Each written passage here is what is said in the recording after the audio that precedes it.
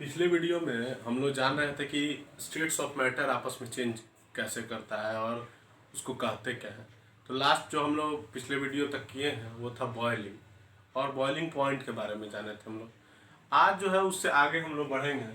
तो सबसे पहला टॉपिक आज हम लोग आगे गैस टू लिक्विड चेंज, मतलब गैस जो है वो लिक्विड में चेंज करता है, उसको कहते क्या है, क्या होता है वो।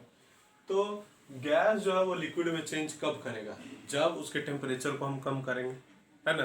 फिलहाल टेम्परेचर से यदि बात करें तो टेम्परेचर उसका कम करेंगे। जैसे आप लोग देखे होंगे कोई पानी खोलता रहता है तो उसके ढक्कन को जब आप उठाते हैं तो फटाफट उसमें पानी के ड्रॉपलेट्स नीचे गिरने लगते हैं।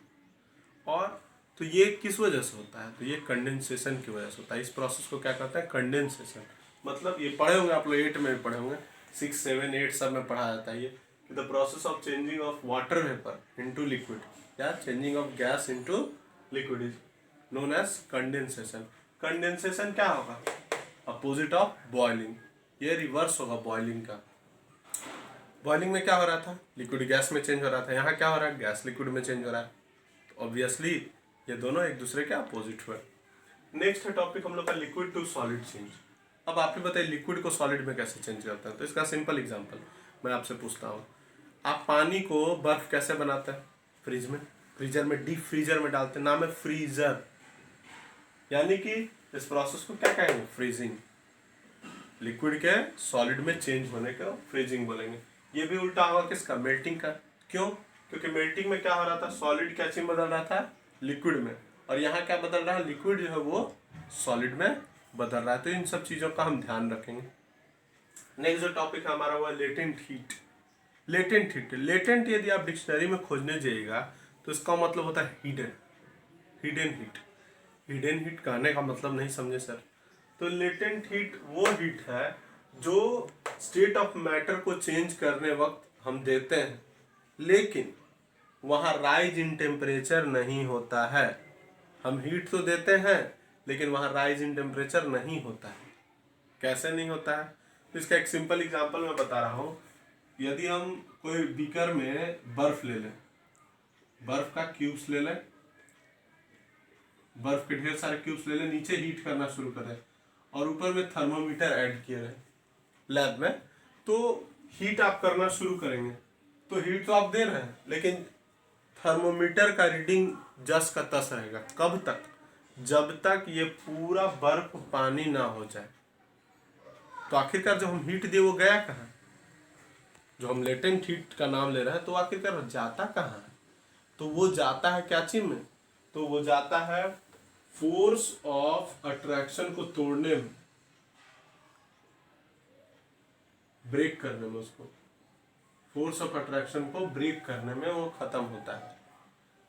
आप गौर कीजिए कि यहाँ पर जो हमारा बर्फ है उसमें सॉलिड है तो फोर्स ऑफ अट्रैक्शन ज़्यादा है। जब आप हीट कंटिन्यूअसली दिए तो क्या हुआ? उनके पार्टिकल्स दूर जाना शुरू हुए, उनमें काइनेटिक एनर्जी आई और वो जब दूर हो गए तो वो क्या चीज में कन्वर्ट हुए? लिक्विड में। लेकिन एक समय तक जब तक हम हीट देते रहे और वो लिक्विड में चेंज ना हो गया तो उसी को बोलते हैं लेटेंट हीट।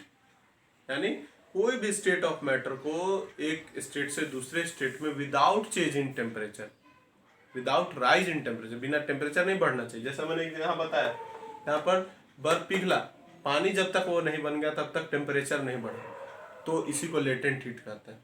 और लेटेंट हीट हम लोग पूछता भी है कि where has the latent heat gone. Question आपको एनसीईआरटी में पूछेगा तो वहाँ लिखेंगे हम लोग कि latent heat has been used to overcome the force of attraction between particles. यानी जो हम लेटेंट हीट दिए वो पार्टिकल्स जैसे हमारे नज़दीक नज़दीक सॉलिड में होगा तो उन नज़दीक नज़दीक पार्टिकल्स को दूर करने में वो अपना फोर्स का इस्तेमाल किया। ऐसे पार्टिकल्स को दूर करने में वो उसका इस्तेमाल किया।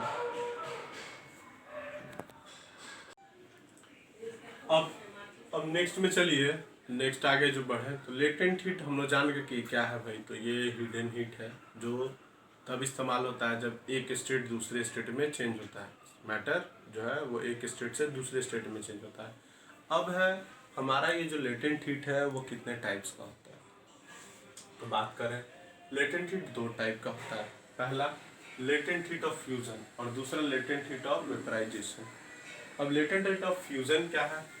तो ये वो हीट जो 1 kg सॉलिड को उसके मेल्टिंग पॉइंट पर लिक्विड में बदलने में मदद करता है विदाउट चेंज इन टेम्परेचर। मतलब यदि 1 किलो बर्फ हम लिए और उसको हम पिघलाने के लिए जितना हीट इस्तेमाल करेंगे, जिसमें कि टेम्परेचर बढ़ेगा नहीं, मैं पिछले पेज में बता चुका हूँ, पिछले पार्ट में बता चुका हूँ, इसी पार्ट के कुछ देर पहले मैंने बताया था कि 1 kg बर्फ है और उसमें हम थर्मामीटर लगा देंगे और हीट नीचे से देना शुरू करेंगे तो थर्मामीटर का रीडिंग जस का तस रहेगा, कोई चेंज नहीं होने वाला उसके रीडिंग में। तो हमको यही ध्यान रखना है कि ये कन्वर्ट करना है सॉलिड को उसके मेल्टिंग पॉइंट पर लिक्विड में और without change in temperature, without rise in temperature, temperature में कोई राइज नहीं होना चाहिए। और उसी को यदि वो सॉलिड को बदल रहा है, सॉलिड को बदल रहा है लिक्विड में, तो उसको बोलेंगे लेटेंट हीट ऑफ फ्यूजन। और इसी से आगे चलिए, यदि लिक्विड को उसके बॉइलिंग पॉइंट पर बदल रहा हो वो गैस में और विदाउट चेंज इन टेम्परेचर, बिना किसी टेम्परेचर में चेंज आए बिना, ये खास ध्यान रखना है, तो उसी को हम बोलेंगे लेटेंट हीट ऑफ वेपराइजेशन। अब लेटेंट हीट ऑफ फ्यूजन बर्फ का होता है 3.34 इंटू 10⁵ जूल पर केजी। अब ये सोच रहे होंगे आप लोग जूल पर केजी कैसे है, तो अभी हम लोग बात कर रहे थे केजी की, तो बात कर ही रहे कि 1 kg और हीट एनर्जी जो रिक्वायर हुआ, तो हीट एनर्जी का यूनिट होता है जूल। तो हर केजी के लिए, यानी कि जूल पर केजी, हर केजी के लिए कितना जूल यूज हो रहा है, तो जूल पर केजी ही यूनिट होगा उसका। अब उसी ढंग से हमारा latent heat of vaporization water का होता है 22.5 इंटू 10⁵ जूल पर केजी। यहाँ पर भी आपका जो ये लेटेंट हीट है वो जूल पर केजी में होगा। और यहाँ पर भी वही कंसेप्ट, क्योंकि 1 kg में कितना जूल इस्तेमाल हो रहा है, इसी बात के आधार पर हम लोगों ने इसका यूनिट रखा है। तो ये हमारा हुआ लेटेंट हीट का पूरा कंसेप्ट क्लियर। ध्यान रखिएगा इसी बात का कि यहाँ पर चेंज इन टेम्परेचर नहीं होगा। और ये पूछेगा कोई कि कहाँ गया भाई ये हीट, तो this heat has been gone in breaking the force of attraction between the particles. जो पार्टिकल्स है, जब भी हम लोग गौर कीजिए, जब भी हम लोग सॉलिड की बात करें तो हमको मालूम है कि उसमें एकदम टाइटली पैक्ड होता है।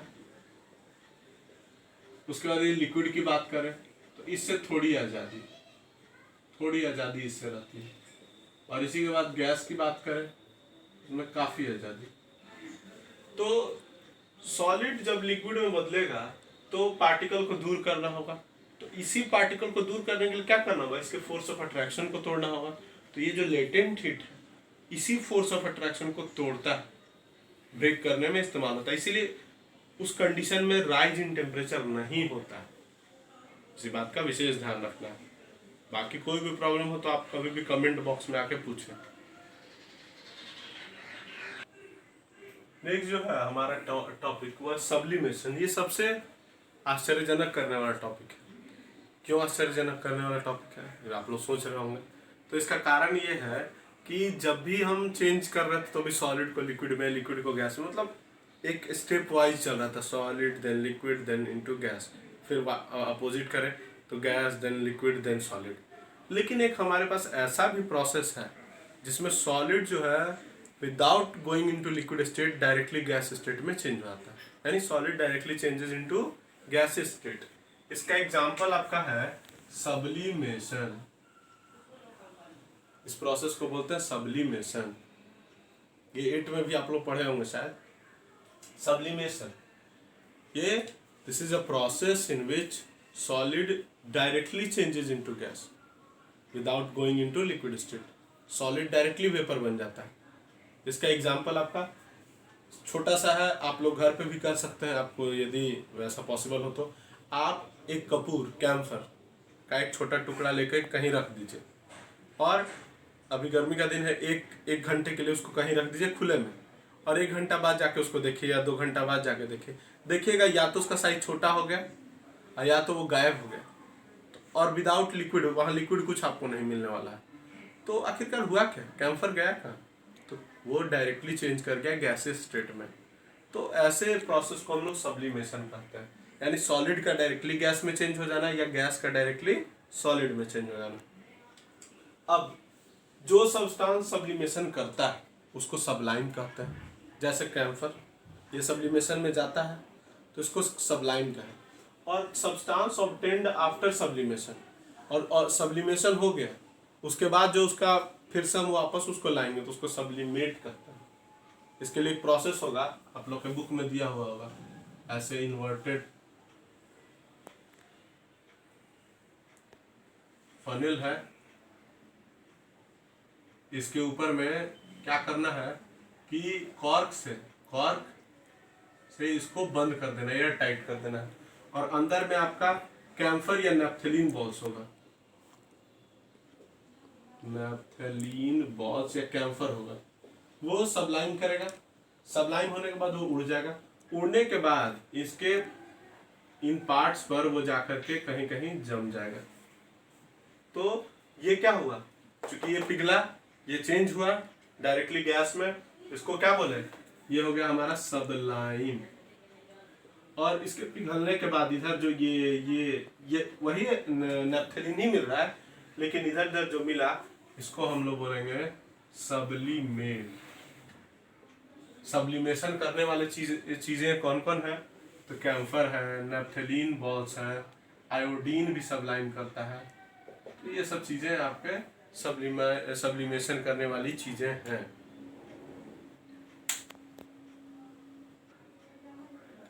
आगे की कड़ी में बढ़े तो अब हम लोग जान गए कि भाई सॉलिड लिक्विड गैस आपस में बदलता है। तो यहाँ आपके सामने एक डायग्राम दिख रहा है, ये डायग्राम है, इस डायग्राम को बोलते हैं इंटर कन्वर्जन डायग्राम, समझ लीजिए एक तरीके से।